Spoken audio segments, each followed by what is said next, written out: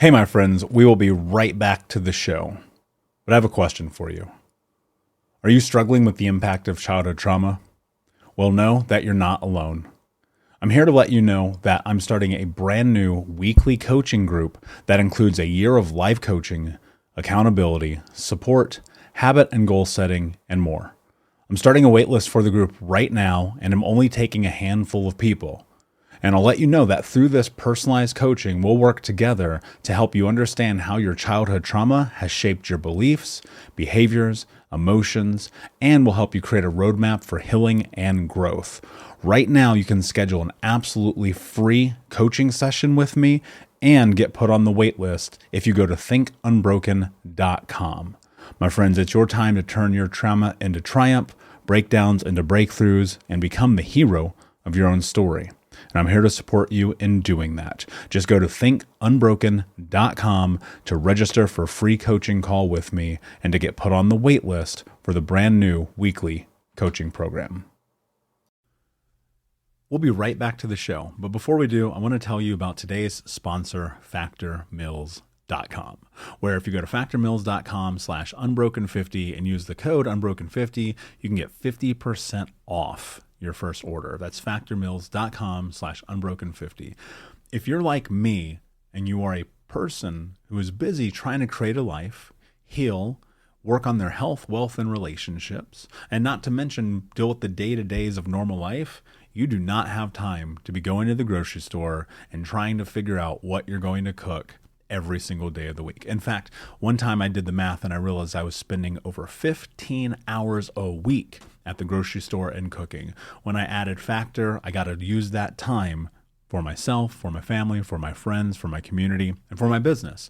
And so if you're in the place where you need some more support in the kitchen, head to factormeals.com/unbroken50 and use the code unbroken50 to get 50% off. Hey, my friends, we will be right back to the show. But I have a question for you. Are you struggling with the impact of childhood trauma? Well, know that you're not alone. I'm here to let you know that I'm starting a brand new weekly coaching group that includes a year of life coaching, accountability, support, habit and goal setting, and more. I'm starting a waitlist for the group right now, and I'm only taking a handful of people. And I'll let you know that through this personalized coaching, we'll work together to help you understand how your childhood trauma has shaped your beliefs, behaviors, emotions, and will help you create a roadmap for healing and growth. Right now, you can schedule an absolutely free coaching session with me and get put on the wait list if you go to thinkunbroken.com. My friends, it's your time to turn your trauma into triumph, breakdowns into breakthroughs, and become the hero of your own story. And I'm here to support you in doing that. Just go to thinkunbroken.com to register for a free coaching call with me and to get put on the wait list for the brand new weekly coaching program. Hey, my friends, we will be right back to the show. But I have a question for you. Are you struggling with the impact of childhood trauma? Well, know that you're not alone. I'm here to let you know that I'm starting a brand new weekly coaching group that includes a year of life coaching, accountability, support, habit and goal setting, and more. I'm starting a waitlist for the group right now, and I'm only taking a handful of people. And I'll let you know that through this personalized coaching, we'll work together to help you understand how your childhood trauma has shaped your beliefs, behaviors, emotions, and will help you create a roadmap for healing and growth. Right now, you can schedule an absolutely free coaching session with me and get put on the wait list if you go to thinkunbroken.com. My friends, it's your time to turn your trauma into triumph, breakdowns into breakthroughs, and become the hero of your own story. And I'm here to support you in doing that. Just go to thinkunbroken.com to register for a free coaching call with me and to get put on the wait list for the brand new weekly coaching program. Can you really learn to love yourself? Can you really heal? Can you really become the hero of your own story? I believe what I'm about to say. The answer is yes. And how do I know this? Well, not only am I living proof of it, but so is today's legacy guest, Nathan Spiteri. I interviewed Nathan 3 years ago on the podcast, and his story, to be honest with you, was a bit gut-wrenching. He was the victim of a brutal pedophilia experience in which he was groomed and taken advantage of as just a small boy. And it shaped him for a very long time, creating a man that he chose not to be, but didn't know how to be who it is that he wanted to be because of the pain, the hurt, the suffering. And Nathan wrote a book called Burke-harris, One Man's Journey from Trauma to Triumph. And as you know, one of the things that we frequently talk about on the show is how do you transform your trauma into triumph? And today, Nathan is not only an author and a speaker, but he's also an actor and a filmmaker and an advocate, someone that when I think about the journey, when I think about the life that we have in front of us, inspires me constantly, frequently, daily. And what he's been able to do, build, and create in his life is powerful. And my hope is that as you listen to today's episode, you recognize the very thing in him that I believe is in you as well, is that you have the ability, my friends. You have the power to learn to love yourself, even though it's hard, even though it sucks, even though most days you don't want to deal with this. Most days you just want to run and hide and get under the covers and act like nothing happened. And I get why, like I've been there. There's safety in it. It feels safer to hide, to run, to walk away, to stuff it down, and to pretend it didn't happen. But at some point, if you want to heal, if you want to be the hero of your own story, if you want to transform trauma into triumph, you're going to have to recognize one of the most difficult truths in this journey, that you are not your trauma. You are not your abuse. You are not the experiences that you've been through. And nobody's coming to rescue. You're going to have to do very difficult work. You're going to have to step into uncomfortable situations. You're going to have to learn more about yourself than you ever probably cared to learn. And you're going to have to push to become the person that you're capable of being. It's easy to get trapped. I'm telling you right now, I know this feeling as someone who went through a similar experience as Nathan and through many of the same experiences that you who are listening have gone through. Like, I want you to know that I understand. It's not easy for me. Like, I walk around every day with this finger that my mother cut off. Like, I can't run from reality. It's always here in front of me. So are your scars and your cuts and your burns and all the things that have still kept you wounded. And you can heal those wounds. But it's up to you to do it. Nobody's coming to knock on your door.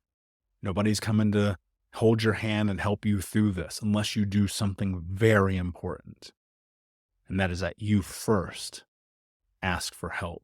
You first ask for support. You first raise your hand and say, I need guidance.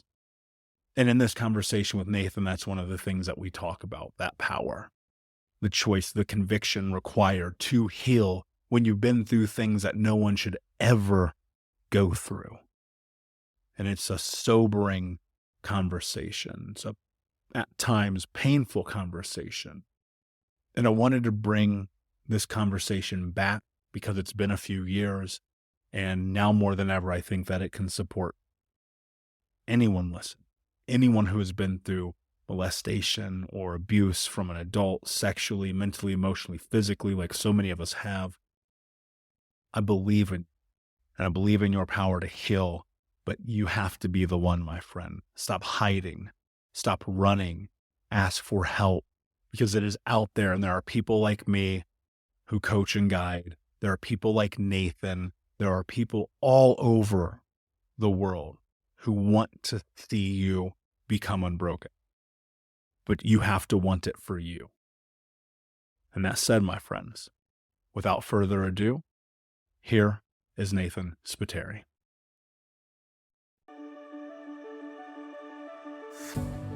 You're listening to the Think Unbroken podcast, and I'm your host, Michael Unbroken. I'm an author, speaker, coach, and advocate for adult survivors of childhood trauma and abuse.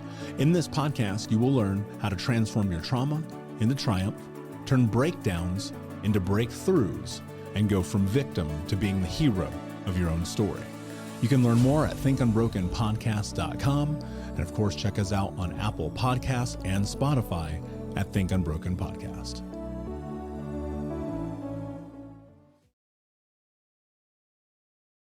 What's up, Unbroken Nation? Welcome to another episode of the Michael Unbroken Podcast. My goal and company is to give you the tools to help you understand your past, get out of the vortex, and become the hero of your own story. This podcast is sponsored by thinkunbroken.com, and you can check out my new book, Think Unbroken: Understanding and Overcoming Childhood Trauma.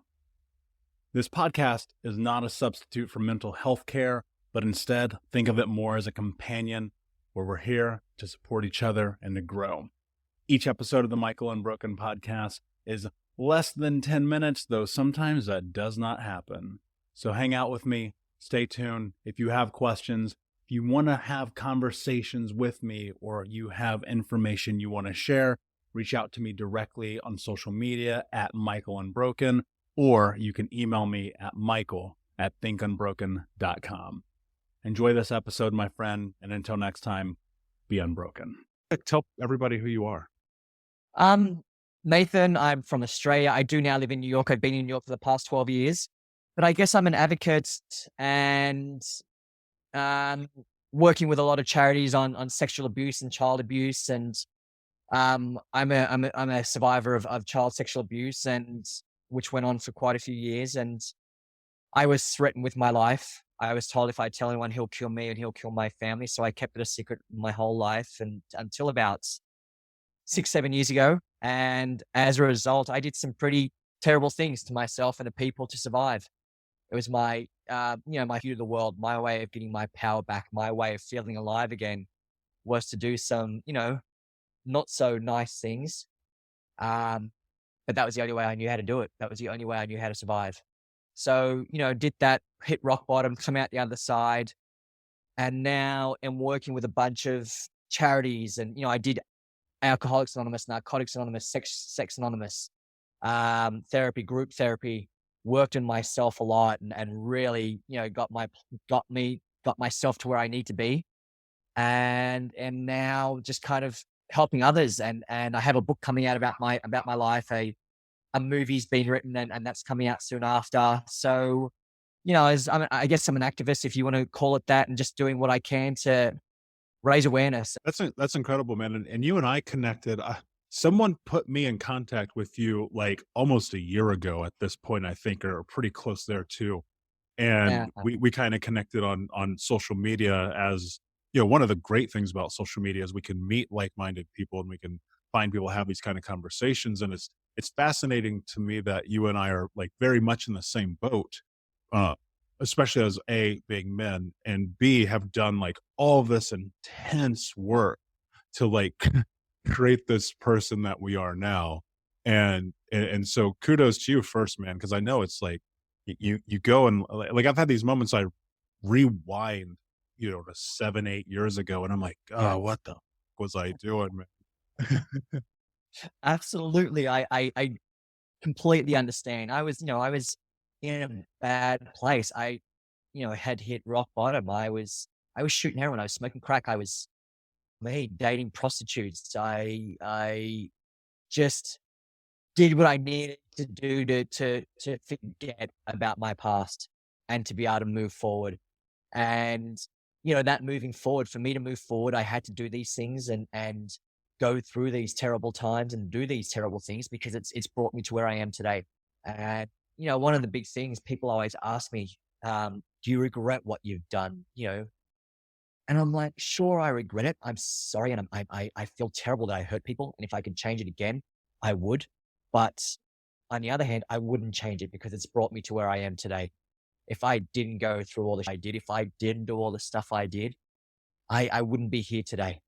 I wouldn't be talking to you. I'd be dead. I'd be in jail somewhere. I'd be in a gutter with AIDS. I don't know where I'd be, but I had to go through all of that stuff to work out who I was as a person and to work out what my purpose is in life. And it's kind of brought me around to this moment. Yeah, it's crazy when you really take a second to sit back and one, like acknowledge yourself for doing the things that create change, but also to like that moment where you go, oh, actually, no, I don't regret it. I learned from it. I'm not necessarily proud of like the crazy that I did. Cause there's nothing that exciting about like drinking a bottle of tequila and getting extremely high and like driving your car and, No, doing really awfully poor things to yourself and those around you. Like nobody, like if you're getting excited about that, like we should probably talk about some other things, but right, we kind of walk down that path and you look at where your life was versus where it is, and you yeah, acknowledge how crazy it is to do all that work, and then you recognize, and I don't know if this was your experience, but I came to this realization, like, oh, I have the strength like in myself to work through all of this stuff because I did the NAs, the SAs, the AAs, all the A's. I did them all, and the only thing that I really got out of that was, and this is my experience, and I know how beneficial it is for some people. The only thing that I got out of that for years and years was kind of like, oh, these are people who are unwilling to accept that they have to create change. And for me, it was very much like, oh no, I see the path that my life is going to take if I yeah, don't force myself to create a different narrative. yeah, yeah. No, absolutely. I appreciate, all the NAs, SAs and AA and I met some amazing people and I learned some amazing things. And I think for me as well, what the most I got out of it was just listening to other people, listening to their stories and learning from them and learning about their journey. That was, I took what I learned from them and took it with me on my journey. Um, for me to get through this, and part of my journey was, as a straight person, I was going to gay clubs and cruise lounges and picking up men and going home with them or doing what I was doing with them in the club. But then I was beating them up and I was robbing them. Um, and that was my way again of getting my power back on the man who abused me as a child.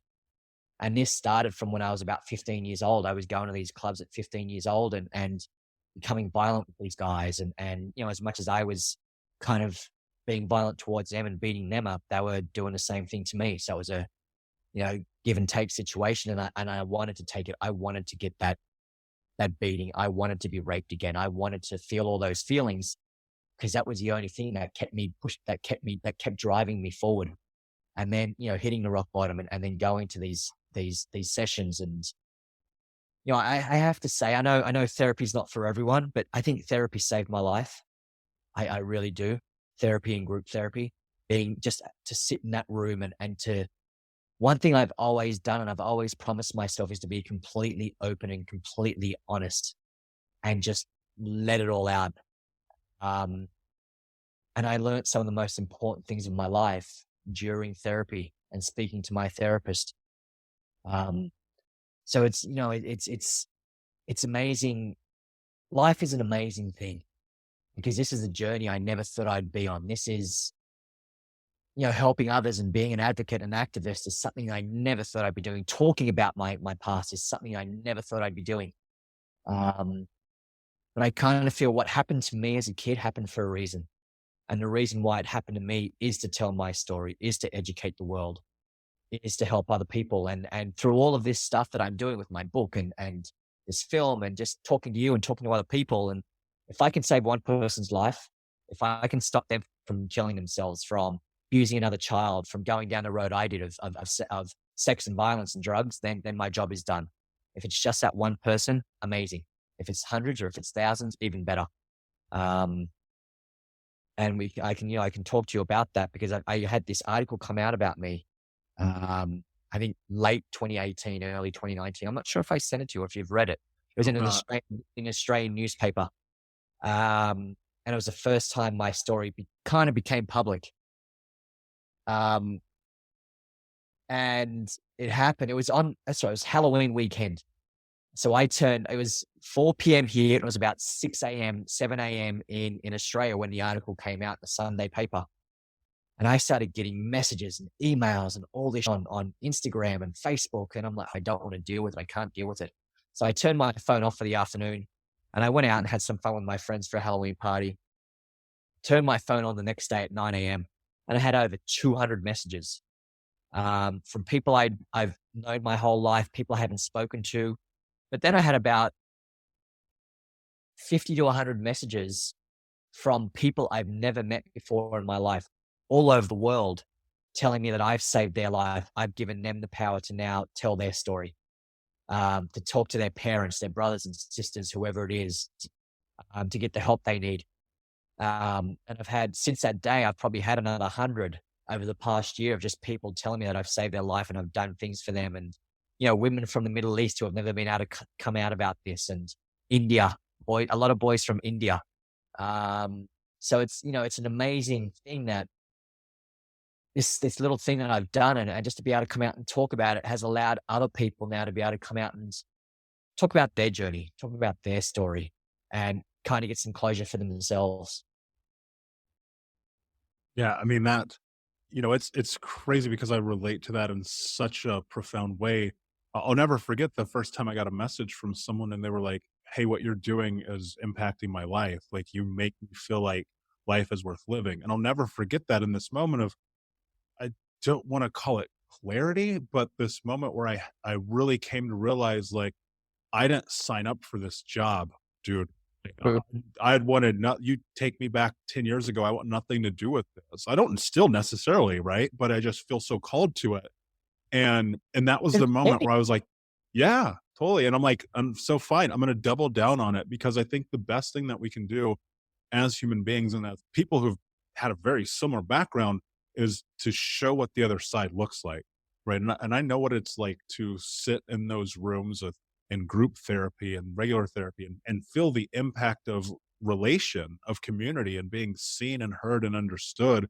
Where for for me, my experience was, all right, I'm going to do whatever it takes to just bury the down. And if that means I have to torch everything else in the process, then so be it. And I did that for the majority of my life. And when I was about 28 years old, that's where I hit my rock bottom. And it was in that time where I was like, okay, I can do two things here. One, I can die for sure because that's what's next. Like whatever's happening right now is the trajectory is not a happy ending. Or I can do whatever it takes to get healthy. And I opted for the latter. And so fast forward many, many years later, here I am sitting talking to you with the realization that had I not had rock bottom, right? You mentioned this in your own story. I don't know that I necessarily would be here because Yeah. I found myself enthralled with the chaos, man. Because, we come from a chaotic background and you look at the abuse, whether it's mental, emotional, physical, sexual, whatever, there's something about that where that becomes your status quo. And that was very true for me. And so by the time I'm in my early teens and my late teens, early 20s, like I am off the rocker. Dude, I'm doing the craziest you could imagine. I'm getting high every day, breaking into people's houses, stealing cars, running around with guns, Yeah. unbelievable, unbelievable things that even now I sit back and I go, man, I'm lucky I was fast because, dude, tell you what, dude, cops were behind me so many times. I, And I, one, touch wood, I'm lucky. I've never been in trouble with the police, um, or really with anyone. Yes, I've been beaten up a few times and I deserved it. And because, the violence and the robbing and the breaking in, and I stole a few cars as well with my friends, and just the drugs, and I was dealing drugs in Australia. Someone's someone's looking out for me. There's a higher power. Someone's watching over us because yeah, we were meant to go through what we were meant to go through. We were meant to experience everything in our lives, the chaos, the drama, the violence, the terrible things, because we were meant to be sitting here talking to each other and sharing our stories and educating people. So, as our past was, and as much as I wanted to kill myself a few times and I've hated my life, it was meant to be this way. The chaos was meant to be there. The drama was meant to be there. Um, yeah, I and don't I don't think you get to where we are right now without an immense amount of chaos. But then also like my experience is like when I had flipped that switch and decided to do all the work, that was chaotic in itself. Oh, because I found myself like doing, because I'm 100-mile-an-hour kind of guy. Like I just have to be like balls to the wall going for it. And I found myself like, oh yeah, I'm going to therapy 3 times a week. I'm working out 5 times a day. Like I'm just like doing the craziest, like to get healthy and trying to erase decades and decades of abuse, not only from others, but myself. And found that patience is actually the thing that has gotten to me where I'm at right now, is just being vehemently patient with myself and the people around me.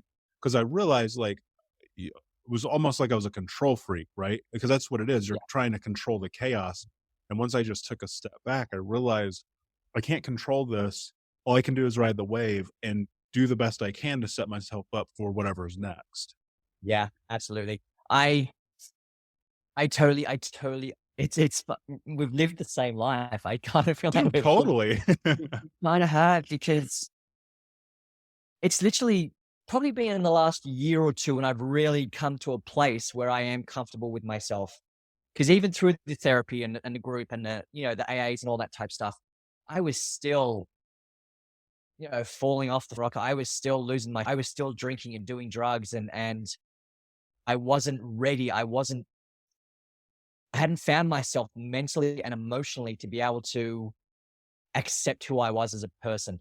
So I kept going back to what I was. I kept going back to what was familiar to to me.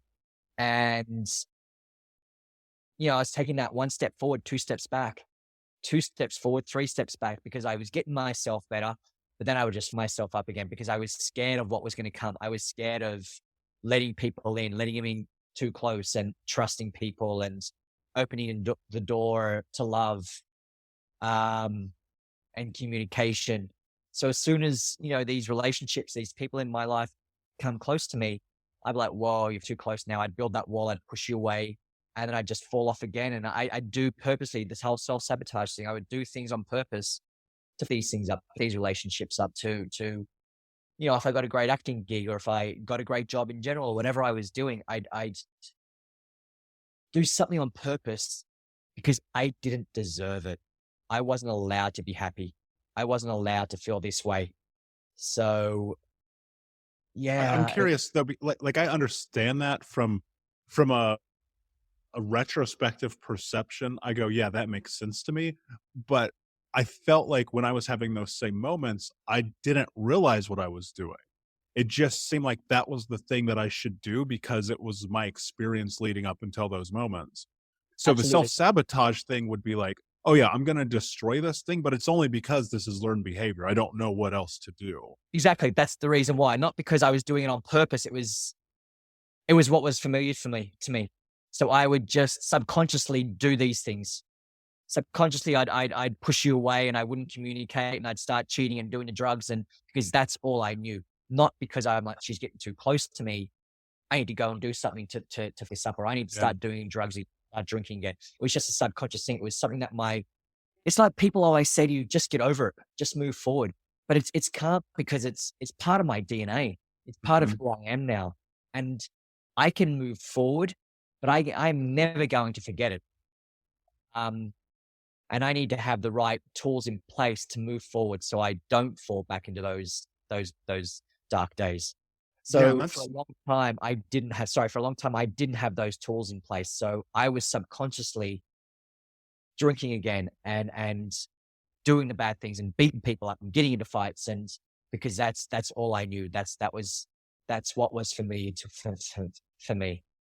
yeah. And it feels real. It feels like what reality is supposed to be until you have this coming, they talk about the coming to Jesus moment, right? Where you're at rock bottom, but I think it's a coming to yourself moment Yeah. where finally, like I had to ask myself, how much of my own am I willing to continue to put up with before I do something about it? I mean, Yeah. how much more can I possibly destroy everything around me? And, you know, to be where I am now is a complete, not only 180, but the past behaviors that I had, I don't recognize. One, because they're not a part of who I am anymore, but Yeah. two, because like there's this immense sense of validation, appreciation, love, and candor that I have for myself because I've refused to continue down the path that was set for me. Because much like you, like statistically, we should be dead or in jail. Yeah. right? But somewhere along the line, something, and we said, you know what? There's something else that there's potential to step into here. And maybe for me, and I'm curious about your perspective, it was fear, honestly, that guided me into change because it was fear and a chip on my shoulder. Because one, I was scared that I was going to end up being what everyone else told me I was going to be. And the chip on my shoulder came from that same thing. I was like, you know what, those guys, I'm going to figure this out.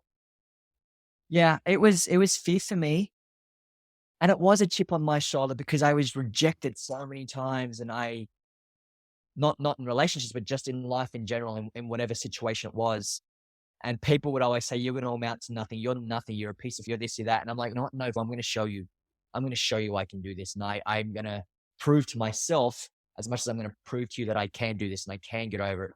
And then, I was never really close to my family, but my brother and my sister. I've got two brothers and a sister. One brother and one sister have kids, and when I saw these kids being born, it kind of it lit something in me. And these kids in my life now, they're only 7, 5, and 3, but these kids in my life, and I want to do something good for these kids. I want to show these kids that yes, I was a fuck back in the past. I was not in a good place, but now I am someone, I am something, and I am helping people, and I'm growing into myself.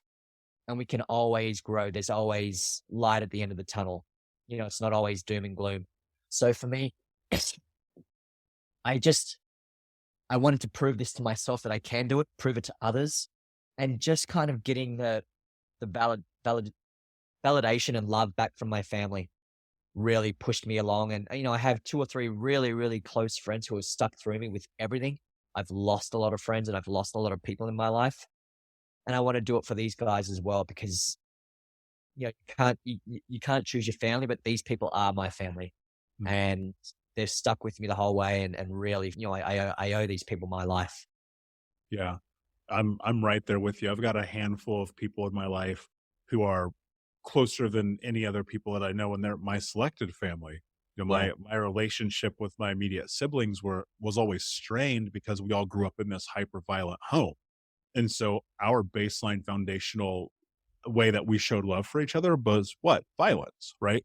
And that really wore its way on us. I mean, I even recall I broke my right hand on one of my brother's faces on 2 different occasions, right? Like that is the kind of like home we have coming up. And, and I fought all the time, all through high school and even into my early 20s, I was always getting into fights. And now I think about the friends, and you said something really interesting, think of all the people that are no longer in your life, the friends that you've lost. And I had this amazing group of friends who always supported me when I was in the chaos. But the second I flipped the switch and I started getting into this healthy thing, it's like I stopped getting invited to dinners and out to party and Yeah. out to, hang out and watch the game and all of the things. And suddenly it was like, oh, you're a different person. I'm like, yes, I am. And so like, do you want to come along with this or not? And, I've come to find that the overwhelming majority of that has been no. And that's fine because, if you think if it's true, they say that you're the sum total of the 5 people you spend the most time with. Not a single one of my friends ever pulled me aside and were like, hey, dude, you're acting like a complete right. And so it makes sense to me that as I created change, like they would, falter out. Yeah. No, absolutely. When I first moved to New York, I worked in an Aussie bar with just all Australians who worked there. And the place was a brothel. It was literally just sex and drugs and alcohol. And as soon as I came out about my story and I started getting the help and going to therapy and doing all that stuff, they kind of all just dropped me. Because I didn't fit into their lifestyle anymore. And I kind of dropped them as well because I knew they weren't going to change. So people come into your life for a purpose. And I've had a lot of people come into my life for a reason, for a purpose. And I thank them for that because I learned from them and it was part of my experience, part of my growth, part of who I am today. But now it's just, like you said, it's just that select group of people who are there and who are stuck by me and who will always be there and who are my family. But the others were there because they needed to be there for that time and for that reason. But then it was time to move forward because they weren't going to grow. They weren't going to go on this journey. They just wanted to stay drinking and partying and the violence and the drugs and the sex. And that was who they are. That was who they were. And that was good enough for them. And I knew I had to get out of that. Otherwise I was done. Yeah. Yeah. It's tough, right? Because you think about, especially in those times, you assume those people are your friend leading up until the moment where you figure out that, oh, actually they're not. They are your drinking buddy. They are your Yeah. drug accomplice. They're your, brothel hangout friend, right? They're not really about making your life better. And And so when now you- being no, sorry, keep going. yeah, and so now being in this place where we're both in this situation of not intentionally, but by, happenstance, serendipity, or whatever it may be called, we're in this place where now we help people in our way just to be able to facilitate change and growth in their life. And one of the questions that I get asked probably every single day, I'd be willing to say every day, is how do I share my story? And, our stories are dark, they're hard, they are things where we write them and people go, oh, I hope that God looks over you, and that you write them and people go, I'm so sorry, I feel so bad for you. And for me, I think to myself, I don't feel bad about anything that happened because I wouldn't be here. But that's the thing, like being able to step into that moment and sharing your story is tremendously difficult. What was the lead up for you to that? Because here's what I always tell people. You've got to figure that out on your own. I can't give you advice on what to do in sharing your dark pieces. But for me, I just said, like, you had hit rock bottom, and I was like, I can't carry this weight anymore. It has to just get off my shoulders. And I'd already been doing a little bit of the work, but about 5 years ago, I just made this post. I put it on social media, and then I turned my phone off, and I came back to hundreds and hundreds of messages and emails and texts. And people were like, because you have to think, for 28 years of my life, I kept every secret to myself. And so for people who are in these similar situations, it's very hard for me to go, hey, you know what? You'll just magically know this moment. But I think that's kind of how it goes if it's something that you want to do. Yeah, for me, I think for me it was when my best friend, who was my closest friend here in New York, she's actually now moved back to Canada. She's Canadian. She said to me, I'm done. I can't do this with you anymore. I'm over. I can't have you as my friend because you're a mess. You're a show. You're getting in a fight. You're just whoever you can, the drinking. And, we went to acting school together. We're on different paths now. I want an artistic career and an artistic lifestyle, and you're just going the complete opposite way.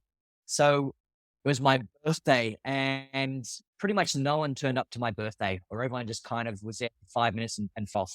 So I just got wasted and got up and got into a really bad place. And the whole self-sabotage thing kicked in. I ended up going to a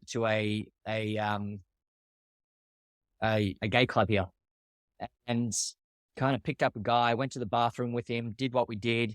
And then I just went to town on him. I just beat him up and really hit him a few times. And I was getting to the point where I was just, for the first time ever, I kind of looked at myself in the mirror when it was done, and this poor guy was on the floor, and I didn't see me. I saw my abuser. I saw this guy looking straight back at me, and I realized I am turning into this man. I am now. I'm not Nathan. I'm not this guy. I'm this man. I'm who he is.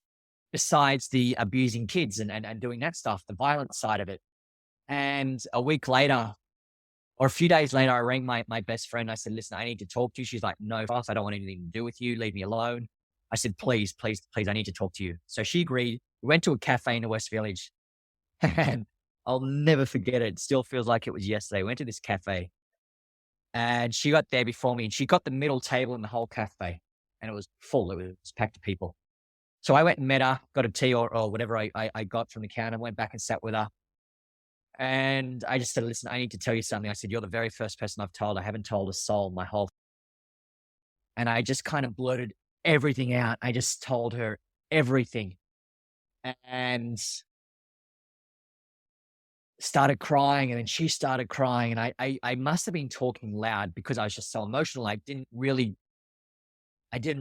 where I was. Literally every single table around us was just staring at us and watching us and thinking, this guy is talking about how he's just been raped and never spoken about it for the first time. So through that, she helped me find my therapist. And then through the therapy, I went to group therapy, blah, blah, blah.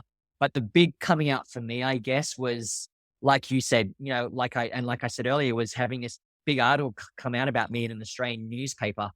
Um, but under the newspaper's kind of portfolio were all these other newspapers that, for literally every single state in the country.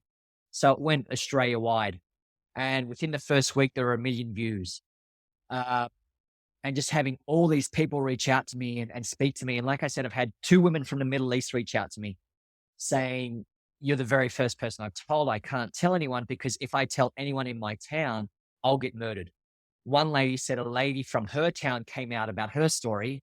Her husband killed her as an honor killing because she dishonored the family. She disgraced the family. So the husband killed her and just got away with it and went on his merry way. And it's funny, exactly what you said. I've had so many people ask me, what do I do now? And what's next? And how do I do this? And what's my journey? And what should I? And exactly what you said is what I've said. I say, listen, this is my journey. I've come out about my story because this is the way I have to do it. I don't know who you are. I don't know your journey. So you have to go on your own journey. Yes, get what you need to get from me and from my story and what I'm doing. But I don't know your demographic. I don't know your family, your background, your where you grew up. And if I don't want to tell you a certain thing, you need to do this, this, this, and you do it and you confront this person or you, whatever you do, and you end up getting into trouble or you murder someone or this person murders you. And, that's not, I'm not a therapist. I don't know. I don't have the answers. Even for myself, still, I'm learning every single day. I take it day by day. And that's all I can say to them is the patience thing, like you said, and just take it day by day, because I don't know what's going to happen in a week. I don't know where I'm going to be in 2-3 weeks, a month. I have no idea. I don't know that when I come out a year after coming out about my story, I'm going to have publishers reaching out to me to do a book deal. I'm going to have a script written about my life. I don't know any of that stuff. So I can't tell you what to do, but you just need to go on your own journey and just take my experiences on in any way you need to from it, grow from it, educate yourself, and you need to go on your journey. But for me, it was hitting that rock bottom and then speaking to my one friend who then got the ball rolling into therapy, group therapy, AA, all that type stuff. And still, it's like I said, it is a learning curve, and I'm still learning every day, and I still every day with relationships and with people and with the way I speak to people. And what's funny, I don't know about yourself, and I don't know what, at what age you started for you. For me, it was 8 years old. I still find this 8-year-old boy in me trying to get out. The I do, and sometimes the stuff I say, I'm like an 8-year-old kid who's trying to grow up, trying to live his life, trying to live his childhood. Because, when you're 8 years old and this happens to you and you're threatened with your life, you grow up, you become an adult, and you do what you need to do to survive. Absolutely. And I mean, like, I fully understand that. It's embedded in me. Like, my mother cut my finger off when I was 4 years old in spite of my father. And then by the time we were 6, she had married like the most hyper abusive dude you could ever imagine. Like, this dude, 6'4", 200 pounds, would kick the out of my brothers and I. Right. And so we grew up so fast. And it's not only about like the necessarily growing up, but you're in consummate fear, right? Yeah. Every time you close your eyes, you can't sleep. Every time you walk in the house, your heart's beating out of your chest. You feel like you're gonna your pants. Like you're in this place of evil where everywhere in the world is a better place than the one place where you're supposed to feel safe. Yeah. Right. And so that to me was what was the catalyst for, or I guess what I would say my response to you is growing up and feeling this urgency. And then next thing you know, by the time I'm like, 9, 10, 11 years old, I'm kind of just taking care of my brothers a lot because my mom was often gone, on these drug binges, and my stepfather was an over-road trucker.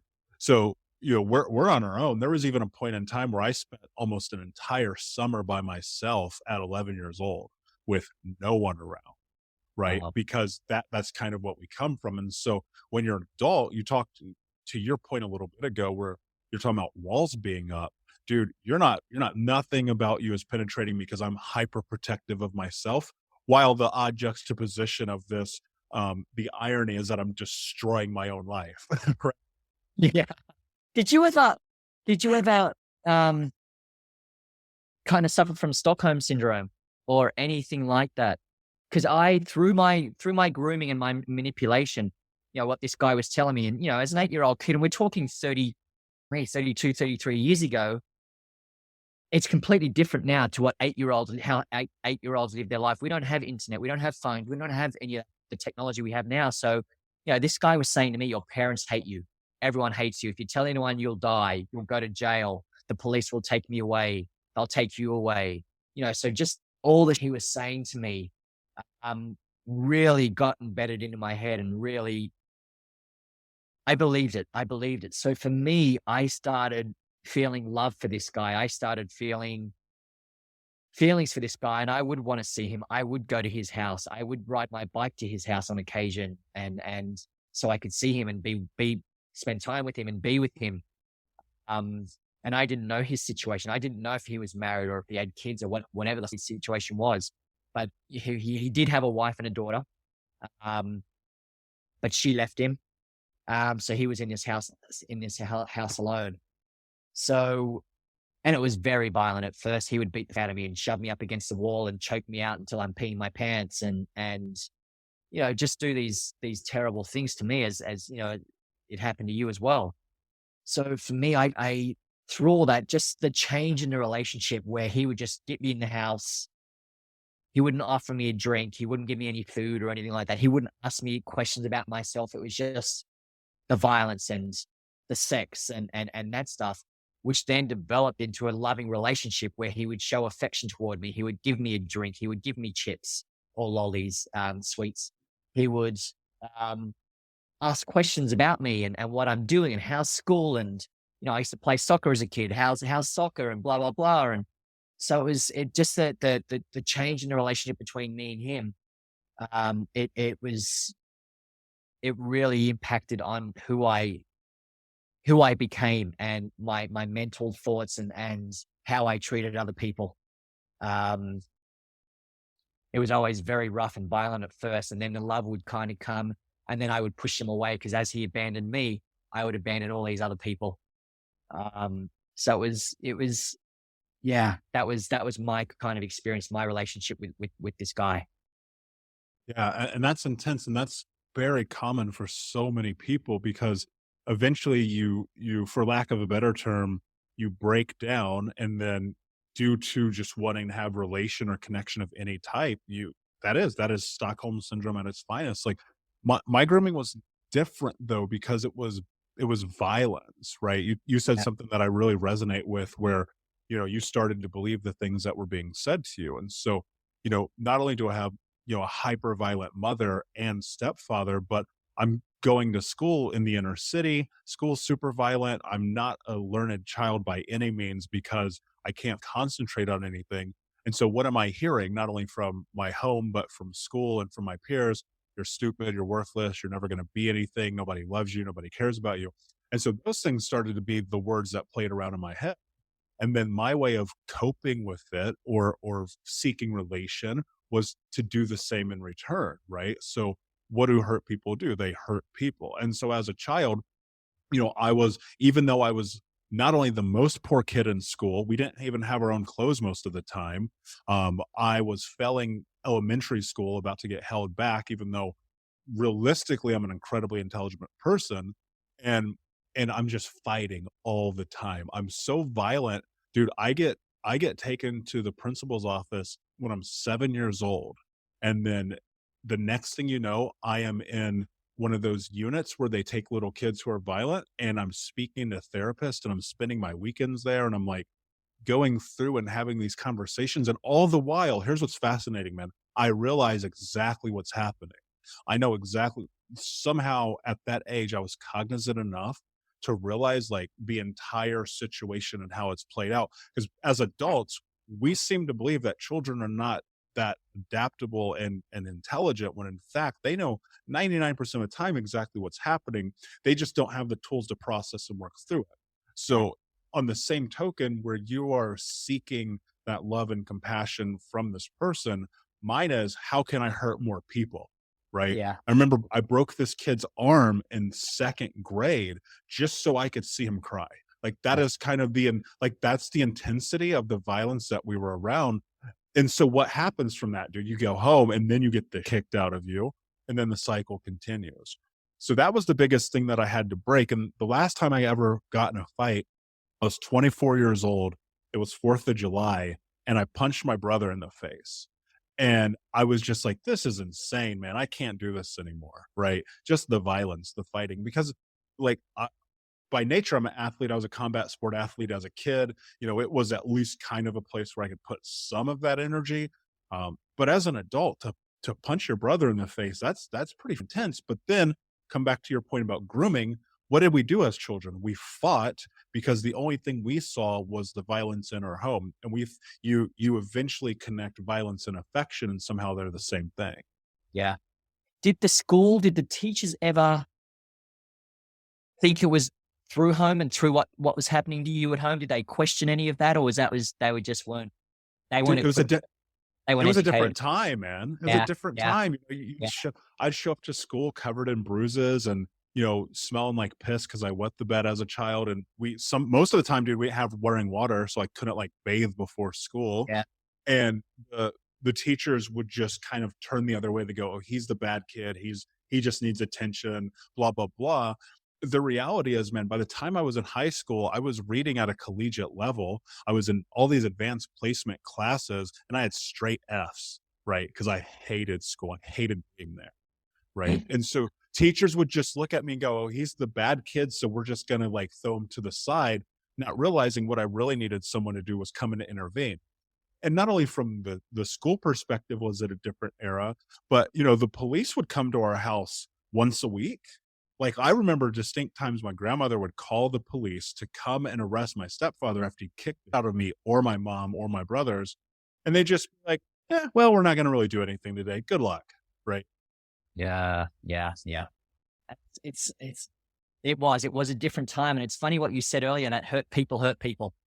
That's something that I really resonated with me. I heard that saying probably about 5 years ago or however long ago it was.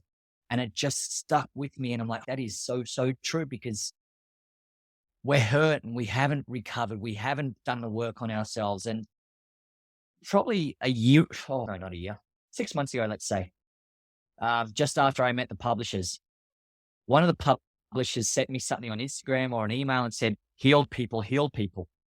And she goes, that's what you are now. You're a healed person. You're healing people. And I'm like, am I really though? Am I healed?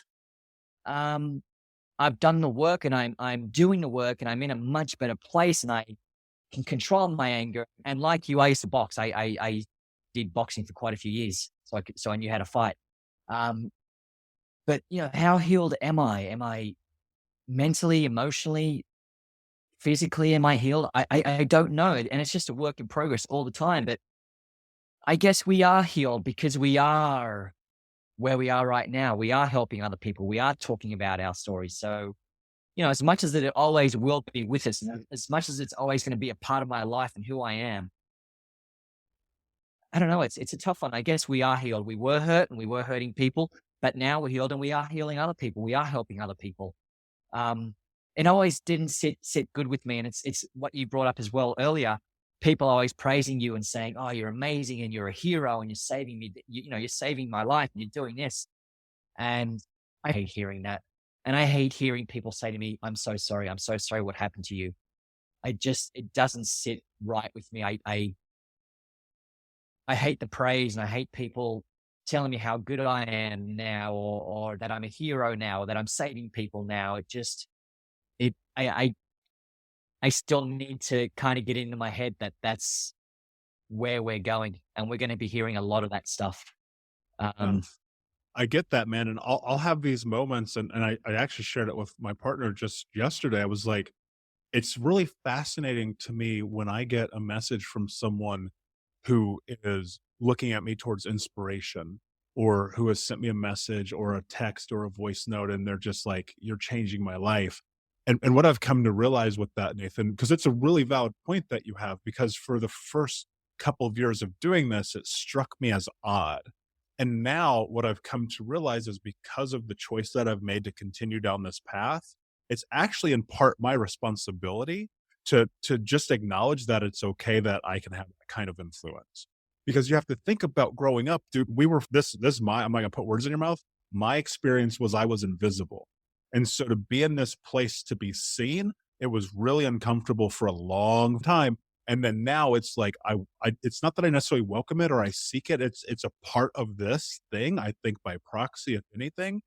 And a lot of people understand and have this similar experience, whether it's in work or relationships or, in hobby or sport, where an acknowledgement to them feels so uncomfortable that they would rather it not be said than to just sit with it for 10 seconds and go, you know what? Yeah, I'm allowed to have this.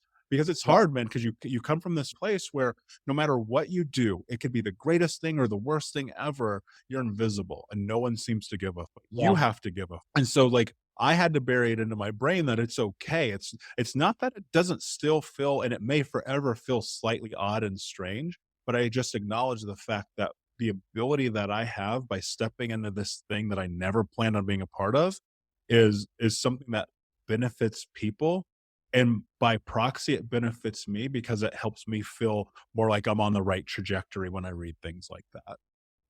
That makes sense. That does make a lot of sense. And just, I think you touched on earlier, just having that patience and taking that step back and acknowledging it. Yes. As much as you may not like it and hearing those words, but I think just taking that step back, acknowledging it and realizing that you are doing a good thing because we did come from a life of chaos and we have flipped it. We have flipped the switch and now we are in a good place. We are good people. We are helping others. We are educating the world and saving lives as much as, you hate to say it, we are saving lives. So it does take a while to get used to and to sit comfortably with. But I am getting more towards that now, especially with this book being written and the people I've been speaking to. And one thing that was really fascinating for me, I was a keynote speaker for, I think it was the 7th annual child abuse conference. It was in Wisconsin, in Madison. And I spoke it was the first time I got up and spoken in public about it. And there was an audience of about 100, 150 people. It was, people who had been abused, but then there was counselors, therapists, teachers, people in the law, all that type of stuff, politicians. And there was a guy who come up to me and he said, "Do you know why this guy abandoned you?" And I'm like, I don't know. I think it's just because he got in trouble or he had to get out of town or the police caught him or whatever. And I never worked it out. I never thought about this. And he goes, "No, it's because you were growing up. It's because you were getting hair on your body. It's because you were turning into a man. You weren't this little boy anymore. And that's why he abandoned you." And it just kind of hit me. And I was like, I never, ever once thought that. I thought he abandoned me because he just didn't like me anymore or because he got in trouble, not because I'd outgrown the situation he wanted. I wasn't this little boy anymore. I had hair on my body. I whatever the situation was. So it just kind of stung me. And one of the biggest things I learned in therapy, which kind of relates to that is, and my therapist, it was here in New York. My therapist was this 5 foot, just a little bulldog of a woman. And she's retired. I think she passed away recently. She would always harp on me. Said, "Nathan, if you could go back now at this age and speak to the 8-year-old boy, what would you tell him?" And I'm like, "Oh, I don't know." And she would just rip me a new one and just really get into me and say, "What would you tell him? Think about it, think about it, think about it." And then it just kind of hit me after a week or two. And she goes, "Do you know what you would tell him?" I said, "Yeah, I do know what I would tell him. I would tell him it wasn't his fault." And as soon as I come to that realization, because I'm not sure how it was for you, but for me, everything that happened in my life was my fault. I deserved to have all this bad happen to me. I deserved to fail at everything. I deserved to get beaten up. I deserved to get raped. And as soon as I realized that it wasn't my fault, it was just such a weight off my shoulder. It was such a relief. It was such a freeing moment in my life to realize that. And it took a while for me to actually process that and realize that and really believe it. And I still sometimes kind of fall back into it. but it took a long time for me to realize that it wasn't my fault and there was nothing I could have done. As much as I could have talked about it and gotten help, it wasn't my fault. And it's a realization that I think once the majority of people who have suffered abuse come to, things begin to change. And here, what I think is really strange is because I was a very cognizant child to what was happening. I knew that what was going on in my home wasn't what was supposed to be happening, right? I I never necessarily took fault for the abuse that was happening to me, but I did in my adulthood, in my well, I should say in my late teens, early 20s, I came to this place where the sabotage was my fault because of like what you said about not deserving, right? Not feeling worthy of any of those things. And it was in an amazing therapy session where kind of everything clicked for me one day because I was in men's group therapy, which I think was probably the best thing that I've ever done because was a relation and community that I was seeking for so long, where I just needed someone else to be like, "Oh, yeah, I get it. I've been there." And then you go, "Oh, okay, good. So I'm not alone." And and one of the guys who I'm still very close friends with, he goes, "You know what you need to do is you need to learn how to be angry." And I was like, "No, man, I'm angry all the time. I've been in hundreds of fights." And he goes, "No, no, no. That's not being angry. That's lashing out." He goes, "What you need to do is be able to feel the emotions and feelings along with it." And so what I realized is I was an emotional recluse across the board. So like for the first 28 years of my life, I never tapped into happiness or sadness or joy or hope or any of those things. It was just very gray area. And so what happened was the therapist who proctored the group, he said something to me that was really profound in that I should read this book called Radical Acceptance by a lady called Tara Brach. And I read this book and it changed my life because it made me realize, going back full circle to your point about it not being your fault, was it wasn't necessarily a fault thing for me. It was the way that I was talking to myself that was interrupting my life. And because I had no patience, no kindness, no compassion for who I was as a person. And so like stepping into that, that's kind of where the gears started to shift for me in the same way that they did for you. Yeah. Yeah. It's therapy. Yeah. And my group therapy as well, I think kind of saved my life because it was myself with three gay guys and a female, and she was gay as well. And I was straight, or I was having relationships with men. I mean, having relationships with women my whole life, but acting out with men and having sex and being violent with men and doing what I was doing with all these guys. And I remember one time our therapist said to us all, "Next week, I want you to bring in something that you're proud of. Bring in something that you've done work-wise in life in general that you're proud of and that you're really happy and you're happy to talk about." And as soon as she said that, it kind of just hit me. And I'm like, "Hold, what am I going to bring in? What am I going to talk about? What am I going to do?" So I just thought about it that whole week. And then the next week came, session came. And one of the guys was he worked for one of the biggest PR agencies in New York, worked for one of the biggest ad agencies and produced all these ads. The female was, she was a head fashion designer for a fashion house. So she brought in her portfolio for that. Then there were the two guys. One was a singer and brought in some of his songs. The other guy was a poet and brought in his poems and stuff. And then it was my turn. And as these guys were telling their stories and talking about themselves and you know, what they're proud of, I was just getting more and more emotional and it was starting to hit me more and more. And when it was my turn, and this is probably as much as my lowest point was when I beat up that guy and I went and spoke to my best friend about it and she got me help for the first time. I think this is the lowest I've ever been. This is where I felt like the biggest worthless piece in the world. Like I had nothing. So it was my turn. I had nothing to share. There was nothing in the past 30 odd years, 30, 32, 3, 4, whatever year it was now, however old I was. There was nothing that I was proud of. There was nothing that I was happy about in my life. And I just broke down, and that was the worst moment of my life. And I remember it was like it was yesterday. I've got nothing in 35 years or however long of my life. I've got nothing to share with you guys that I'm proud of, that I'm happy about. And then one of the guys said to me, Nathan, you should be so proud of yourself because you're here. You're actually doing this. And that's stronger than anything else you could have done in your whole life, was actually to turn up, was to actually come out and tell your story. So it was, therapy as well. Yeah. That group thing just really saved my life. And I learned so much from these people, and realizing that I hadn't achieved anything in my life, realizing that I was just still, after coming out about my story, after going to therapy and AA and all that stuff. And now I'm in group therapy, and this is probably about a year into my recovery, year into my coming out.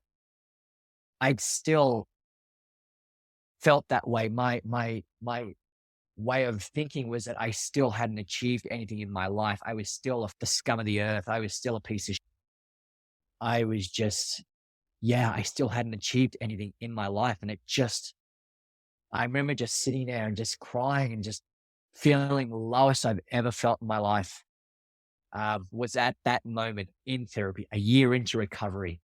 As much as I thought my lowest point was when I beat that guy up, I almost killed him, and I tried to kill myself. And then I finally came out to my friend. That was low, and that was tough. But then to finally be getting myself better and be on the road to recovery, but still feel that way and still have those thoughts, that's what killed me. That's what really got me. I think that, I imagine so many people who are listening to this can relate to that. It's such a hard moment to come to this place, because I think now pride, I think, gets thrown around perhaps in the wrong way, and people talk about egos and things of that, but you should be proud of the things that you've done in your life. And sometimes, because of the depth of how toxic your thoughts are, it's almost impossible to get to that place.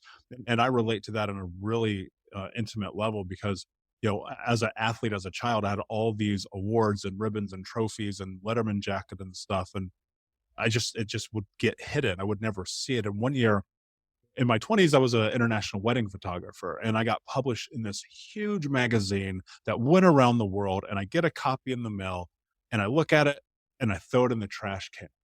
And my then girlfriend at the time, later that afternoon, she comes up to me and she hands it to me, and she's like, "You're not allowed to throw stuff like this away." And to me, I was like, that was a really interesting moment, because it was this place where normal people, for lack of a better term, would be very proud, and they would hang that up and they would flaunt it and show it around. And I was just like, okay, it didn't feel worthy. I just did this because it seems like the thing that you're supposed to do. And so, like, yes, going to therapy and being in group therapy really helped me start to understand how to navigate and work through that. I think there's something really difficult, especially in Western societies, as men stepping into that world. What's that been like for you to be acknowledging the fact that men are supposed to dust themselves off and pick themselves up and stop being pussies, and all of the other little adages that come with it? Because for me, it's very simple. I don't give a what other people think about. And so I was able to navigate it pretty easily. But what's your experience? I'm kind of the same mindset as you, because coming out about it and just kind of talking about it, I've realized how taboo of a subject this is, how people turn a blind eye and sweep it under the carpet and don't want to know about it, especially when it comes to men, because of the whole masculinity thing. And like you said, we need to dust ourselves off and get up and just get going again, and be men, and not show fear, and not cry, and not show emotions. And for me now, I don't give if you want to hate me, because the world, it's all about ego. It's all about Instagram. It's all about, the whole Kardashian thing and all reality TV and all that type stuff. So if you want to call me if you want to call me a homophobe because I used to beat up gay guys and I'm, trying to have relationships with women, and go for it. I always say that I lived my life when I was growing up as a kid, a teenager, and in my early, 20s and 30s, that you could be a 7 foot, 400-pound muscle man, and we're going to get into a fight. go for it. Beat me up. Jump on my head. Go to town on me, because what you're going to do to me right now is nothing of what I've experienced in my life. So, and it's kind of funny with this article that came out about me, and I'll send it to you once we get off here. With this article that come out about me, I didn't have one troll. I didn't have one person on the internet say anything bad about me or any of that. And for me now, if someone wants to say bad to me, and I did have one, not through that article. I had one guy come out after I did an interview with a Good Morning La Land or some TV interview I did. And he was from the Midwest. He was abused as a kid by a priest. And he got a $650,000 payout. And he told me this in his email. He's like, get the over it, move on with your life. You're shut up. No one wants to hear this. You're acting like a kid, move forward, be a man, all that type of stuff. And what I come to the realization after speaking to a few people was that this guy had something terrible happen to him, like you and I, but he was given a $650,000 check. There you go. Shut the fuck up. Move on with your life. He's never dealt with it emotionally and mentally. So he's still, like you said, he's still so very angry at what happened to him. And he sees people like you and I who are able to talk about it, who are able to understand what happened to them and to move forward and to be able to help other people now. But he's not in that place yet mentally, because he still hasn't dealt with it mentally or emotionally. It's like, here's a check for $650,000. Now get on with your life and shut the fuck up. And once I realized that, I was like, and there are most of the trolls you get, and most of the people who are going to abuse you and say to you, and are people who haven't dealt with situations like ours or other situations in general. They just never dealt with them. They've pushed it down and pushed it way down inside of them, and are just angry at themselves and angry at the world. And we're the easiest people to take it out on, because we're talking about it. We've found peace with ourselves and found peace with the world, and we're moving forward where these people still haven't. So for me, yeah, if you want to say you're and you deserve to be raped and you're this and you're that, go yourself.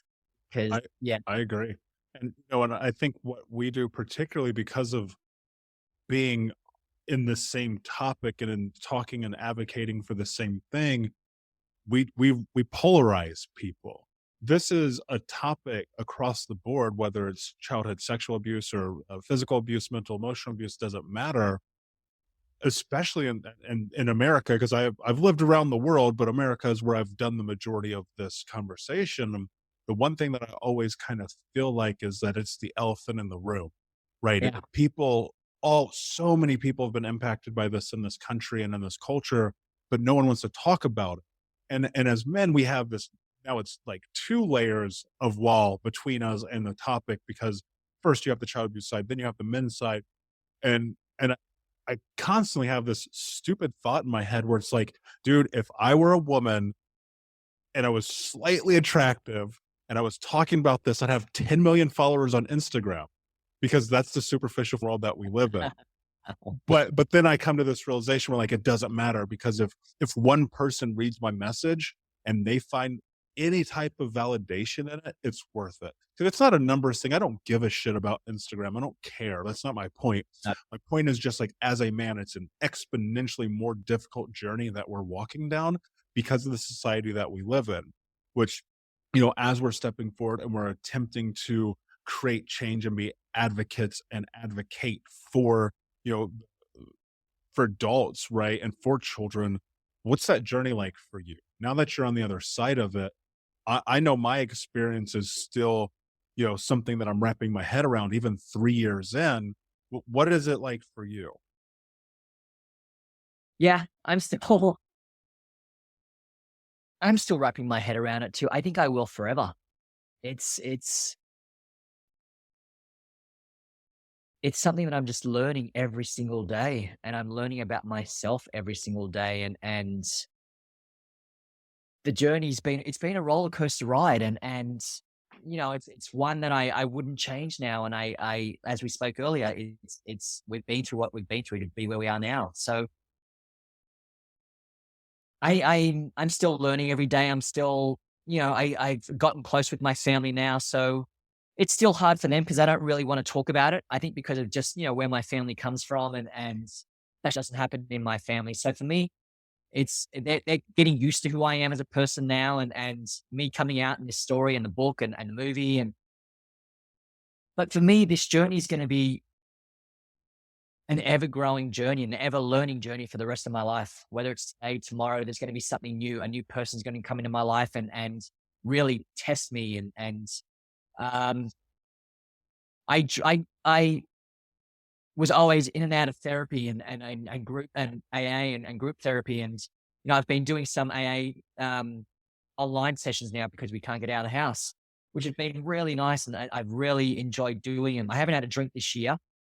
Last year, I was probably drinking once a month. And even that was a bit of a test for me. And I couldn't completely get off it. As much as I want to, I get no enjoyment out of it anymore, but it's still there. And I just need to get away from it. So, for me, this journey is ever learning, and I'm never going to be able to. I'm at peace with it. I am at peace with it, and I've moved forward. And I know I think, I don't know if you can relate to this, but for me now, I feel like I'm more of a man than 98% of the men in the world because I know who I am as a person. I know what I want in my life. I know what's going to make me happy. Whether I'm making $20 million a year or whether I'm making $20,000 a year, it doesn't worry me anymore. I just want to have that simple life. What I want now in my life is just simplicity. And I want to feel joy and love for the first time ever. I want to feel these things. And I just want to live on a little shack on the beach and just have a wife and a bunch of babies. And that's what life is to me now. So, my journey is ever growing and ever learning and ever evolving. Because I don't know what's going to come tomorrow. I don't know where I'm going to be, what's going to happen. Like this whole coronavirus thing, like you said in the very beginning, we had so many things to look forward to this year. We've had so many things set out, and it's just, completely thrown a spanner in the works. And I don't know where I'm going to be and what's next and who I'm going to meet. And I don't think I've met my wife yet and the girl I'm going to, spend the rest of my life with. And so I'm taking it a day at a time. I'm learning things every day. Even just speaking to you, I've learned so much through you and your story. And um, it's a journey. It's a roller coaster, and I'm kind of glad to be on it. I sometimes do wish I just had that simple life and I had a normal childhood, but then I'm like, how boring would that be just to have a normal childhood and just to, whether that's right or wrong to say, I don't know, but I wouldn't change who I am now. And I like who I am as a person. I know who I am as a person. I appreciate myself as a person, and I still do bad things, or not bad things. I still do the wrong things sometimes. I'm not beating people up anymore. I'm not going to gay clubs and having sex with men. I'm not doing any of that. I just want to be with a female. And that was another thing, just to get off topic a bit. Everyone would always ask me, are you gay? Are you straight? What are you? Are you bi? Blah, blah, blah. And it's something I thought about a lot my whole life, and my family and my best friends have asked me, my therapist and group therapy. And I always said, I know I'm not gay. Maybe I'm bi, or I don't know what I am. But all the sex I had with men and all the time I was with a man, there was never, ever any intimacy. I wouldn't hold your hand. I wouldn't kiss you. I wouldn't touch you, caress you. There was no love in the relationship whatsoever. I just needed to feel that feeling. I just needed to feel that act again, because from 8 years old through to 17, I first had sex with a girl when I was 17. So from 8 through to 17, I was being raped by all these different men and having sex with all these different men. And it was violent, it was rough, and it was dirty. And that's all I knew. It's 9 years of that was just ingrained into my head. So that's all I knew, was just this rough, dirty sex with men.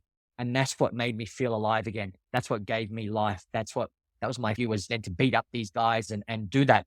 Whereas with a woman, whenever I was with a woman or touched a woman, or there was just so much intimacy and love, and I wanted to kiss her. I wanted to hold her hand. I wanted to caress her. So, there was never love with a man. I was never attracted to a man. I just needed to feel that feeling. Whereas with the woman, I was always attracted to her. I always wanted the love with her. If that makes sense.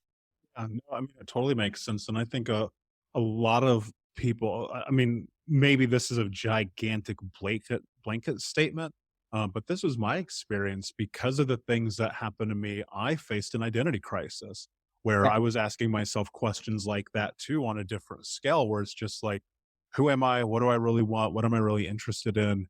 Being exposed to sexuality at such a young age led me down these crazy adventures, man, going to these clubs at like 18 years old and doing this gnarly stuff. And you're just like, all it was is, man, I just needed someone to see me, to feel me, to touch me, to show me that I mattered, while Yeah. realizing like there was no benefit in any of it, except that it was feeding into the experiences of my childhood. And so Yeah. this huge identity crisis I was faced with was trying to decipher, like, who am I really? Like, what is it that I really want? And being able to also make a declaration about it and being okay with it and not feeling bad about who it is that I am, which I think is a really hard place to be. And so now on the backside of all this work and relating to what you said in a really intense way, I now exist in this place where I'm 100% self aware. I know who I am through and through, top to bottom, because I've spent so much time trying to figure that out because I Yeah. had no idea. Dude, if you would ask me why I was getting stoned at 7 o'clock in the morning and going to work at a Fortune 50 company and wearing a suit and tie, no idea, right?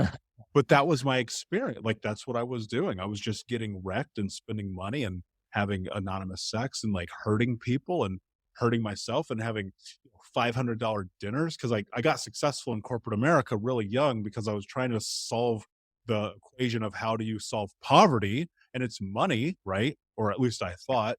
And that money exacerbated my lifestyle, making it far more chaotic. And I had no idea who I was. When I looked in the mirror, it was a stranger as a reflection on the other side. And Yeah. now I wake up in the morning and I'm good. Like, I love my life. I love my people, my partner, my family, my friends, my career, this speaking, writing a book, like hosting like I love everything that I do because now I know exactly who I am. Yeah. No, I get that. That's who I feel. That's how I feel. Sorry. I know who I am. Like I said, I know who I am. I know what I want in my life, and whether it's there's money involved or not, I'm okay with that now. Yes, I always wanted to be rich and, famous and do all that type, but now that's the last thing I care about because I'm comfortable in my own skin. I'm comfortable with who I am. And I think there's so many people in the world who are so lost, and it's just all about ego and numbers. And, there's all this background noise and the conversations in the background and in their head, and they're influenced by so many other people. Whereas now I just don't give a fuck about other people. I don't care who you are. I don't care what you wear. I don't care what I wear. As long as I'm comfortable, as long as I'm happy, this is me. Um, and that's what's important to me now. And as long as I'm doing the right thing by myself and by others, helping others, educating, um, putting my story out there to help others, then that's what's important. And if this book comes out and it's a huge success, amazing. If it's a dud and no one buys it, so be it.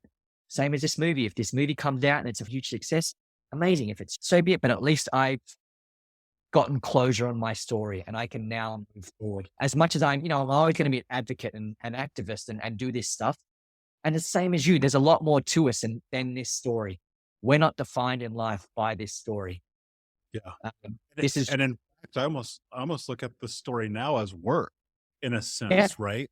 Like even, through dating and friendships and other places, like, this isn't what I talk about. This is such a small portion of my life. This yeah, is what I do, as my 9 to 5, for lack of a better term. I mean, it's much more in depth than that, but like, that's the simplification of, because yeah, I've found that the best thing that I can do is use this as leverage to help people. It's a part of my career, but it is not waking, eating, living, breathing part of who I am.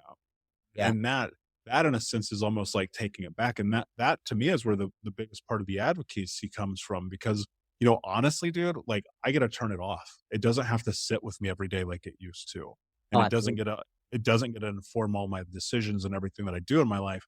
It's just kind of, it goes away and I Yeah, step into it when I need to do what I need to do. It's kind of like Batman and Bruce Wayne in this odd sense where, you know, during the daytime, I'm Michael and like, this is just me and I'm a normal guy. And at nighttime, like, I put on this superhero cape and I just, I make a post or a podcast or I write a blog or do a video. And and somebody says something to me where like, hey man, that helped. Yeah. Yeah. And I kind of would go into relationships like that where I would take all this heaviness and all this drama and all this going on in my life. Even when I was in recovery, I would be taking it into these relationships, and the relationships were doomed from the beginning because it was just all such a heavy. It's trauma bonding. Yeah. Yeah. And how long have you been with your girlfriend? Cause I was never able to hold relationships. I was never able to really stick with it because it was just always on my back. It was always heavy. It was always just on top of me. You know what it was? I think more than anything, man, is the time of single. Cause I was single for 3.5 years. Yeah. And I was just like, I gotta just focus on me. Cause you have to think, man, like if you really break down all the times that you are with other people, that is a lack of time that you have with yourself. And I've got a better understanding of who I am alone than I ever have with another human. Yeah. Yeah. And Right? I'm very comfortable being on my own. I love my own space, my own time, and just doing me. I need that. Yeah.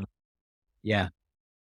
Yeah. And I think that like once you get through this place that is uncomfortable, especially initially, especially when you've gone down paths like you and I have gone, of where it's like the validation and seeking and wanting to be with other people is the consummate drive for everything that you do. Once you move out of that and you come to this place where you're good just being by yourself, everything's different.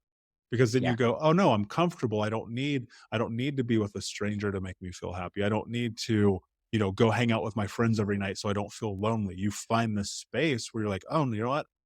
Tonight I'm good. I'm staying in. I'm Netflixing and chilling with myself. Yeah. Yeah. It's very, very true. Just, and this time alone now, because I'm in my house and I'm alone and I don't live with anyone at the moment. It's literally the last 30 days I've been in isolation, however long it's been. And it's really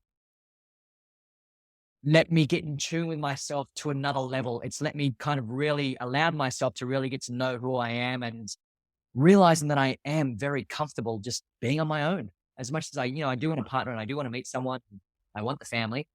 I'm okay with just being on my own and being in this environment. It sits comfortably with me, and I'm not craving that attention, craving that love. And yes, I'd love a bit of attention and just like to hang out with someone and talk to someone. Sure. That's Uh, human nature. yeah, yeah. But for me right now, I'm okay being here on my own and just being in this situation. Yeah, there's a great opportunity for us here to really learn more about each other. Man, Nathan, this conversation's been amazing, dude. I think we're gonna have to do a few more of these for sure. Um, Absolutely. but for the sake of time, can you tell everybody who's listening where they can find you? I guess the best way to find me is on Instagram. That's where I post a lot of my stuff that I'm doing, the organizations and the charities I'm working with. So it's just Nathan Spiteri, NATHAN SPITERI. So you can get me on that on Instagram or on Facebook, or even my website's www.nathanspiteri.com. But I guess Instagram is the one that I'm on most. Awesome. Dude, this conversation has been incredible. Like I feel like this is just literally the beginning of unpacking what could be like a really deep dive into some lessons that we've learned together. So I think we're gonna have to do this again. Absolutely. But thank you, my friend. I appreciate you. Mate, me too. Me too. I've really enjoyed this. Thank you. And we'll be doing it soon. Yeah. All right, man. All right. Take care. Cool. Hey, man, that was great. Thank you so much. I think that's going to be such a great. Thank you so much for listening to Think Unbroken. Please share this episode with someone who could use it and help us move forward in our mission of ending generational trauma in our lifetime. And if you would, please take 5 seconds to pop on iTunes or Spotify, hit that 5-star, leave a review, and you can also reach out to us on social at Michael Unbroken or at Think Unbroken. And of course, you can check out our YouTube channel at Think Unbroken. Thank you for being a part of Unbroken Nation, my friends, and until next time, be unbroken. Hey, my friends, we will be right back to the show. But I have a question for you. Are you struggling with the impact of childhood trauma? Well, know that you're not alone. I'm here to let you know that I'm starting a brand new weekly coaching group that includes a year of live coaching, accountability, support, habit and goal setting, and more. I'm starting a waitlist for the group right now, and I'm only taking a handful of people. And I'll let you know that through this personalized coaching, we'll work together to help you understand how your childhood trauma has shaped your beliefs, behaviors, emotions, and will help you create a roadmap for healing and growth. Right now, you can schedule an absolutely free coaching session with me and get put on the wait list if you go to thinkunbroken.com. My friends, it's your time to turn your trauma into triumph, breakdowns into breakthroughs, and become the hero of your own story. And I'm here to support you in doing that. Just go to thinkunbroken.com to register for a free coaching call with me and to get put on the wait list for the brand new weekly coaching program.